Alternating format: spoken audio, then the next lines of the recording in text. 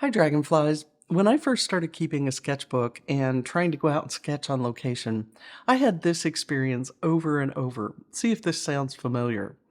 I would go out on a lovely day to some beautiful spot, and everywhere I looked, there would be scenes that I really wanted to sketch.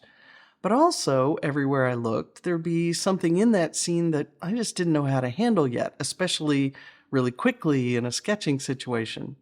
So I'd take a photo instead, and I'd think, well, I'll work on that back in the studio.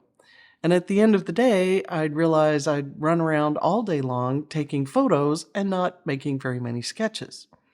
And I knew that part of the problem was I needed to learn to simplify and edit, but I didn't really know how to go about doing that. When someone else did it, it always made sense, but when I tried to do it with my own scenes or even the photos that I took back in the studio, I didn't really know where to begin. So in this video, I'd like to share one tip that helped me figure out how to do a little editing and also got me to do more sketching while I was on location. So here's an example of one of those scenes that is appealing but kind of overwhelming. There are all those dramatic clouds, there's the glitter of light in the water, all the sculptural shadow shapes in the sandstone cliffs, and people who, of course, didn't stand still for me while I was sketching. We often behave as though our job is to take everything that's in the frame in front of us and render it as accurately as possible. To interrupt this impulse, let's take the approach of collecting some characters now and arranging them into a story later. In an earlier video, I talked about using different sketches to capture different information about the scene. Maybe an outline drawing in one sketch to get the shapes, then a value study, and maybe some colors and trying out different techniques. I'll put a link to that video in the video description, but this time I'm talking about something a little different. This time I'm just going to capture different pieces of the scene, maybe the rock and the cape, or the reflection of the rock, or the rock and the cape from a different angle. Often I just do these in ink because I don't really need color information to get those distinctive shapes. Or I might try doing little brush drawings of the silhouettes of people in various poses. And then on the other side of the page, I tried some sketches of breaking waves and just some of the colors I was seeing in the water. So let's have a look at this scene and identify some of the characters or elements we could use to tell our story. There's that big rock, there's the sandstone cliffs on the cape alongside, the people on the beach, those big dramatic clouds in the sky and the glittering light on the water, and those dark rocks that add some contrast in the foreground. Now it's time to build some stories using these characters. Now, I don't want you to make too much of that word story. When I say story here, I'm talking about something like a sentence or two you might write on a postcard. And in fact, that's a good way to think about these stories. If you were going to send a postcard to someone, what one or two sentences might you write about your day, and what would be a nice accompanying illustration? If I move the figures into the foreground a bit, you can see that they're looking at the sand, so this might be a good way to arrange a story about beachcombing at Cape Kiwanda. If you know this beach, you know that that rock kind of dominates the view, so that places us in space.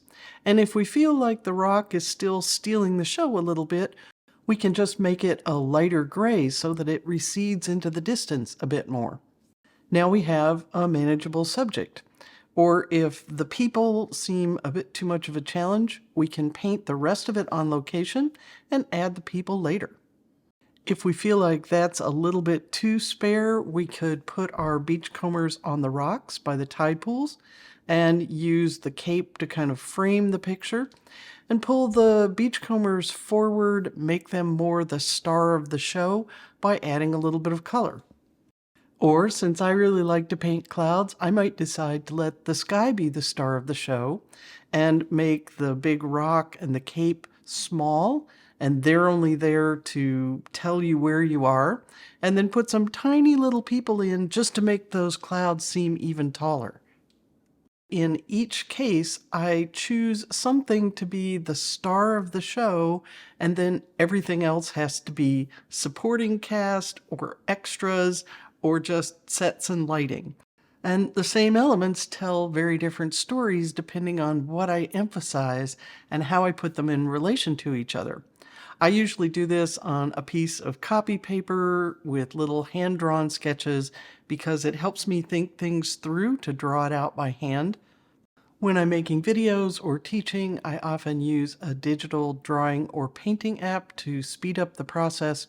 And if you're interested in knowing about that, I'm going to point you to another earlier video, which I'll also link down in the video description. Capturing individual elements of a scene instead of trying to make a picture while I'm sketching on location reduces my stress level, and it also speeds things up because I don't have to spend so much time waiting for layers to dry. I can work on something else, or I can simply leave out things like the sky in this case, or because I like to do skies wet in wet and use the same paper I use in the studio, I bring some little postcard size scraps, do the sky, and then I work on the other elements in my sketchbook, and then I can just tape in that sky study so that I have everything all together. Working this way also helps me open up the possibilities when I'm back in my studio because I don't have to use elements from just one day. I can pull people from a different beach scene, or maybe put some of these elements on top of a sky study that I particularly liked. So if you find it difficult to choose a manageable subject when you're sketching on location, give this a try. Collect some characters and then later put some of them together to tell a story. Or try this as a way to use your reference photos more creatively and make them more manageable as well.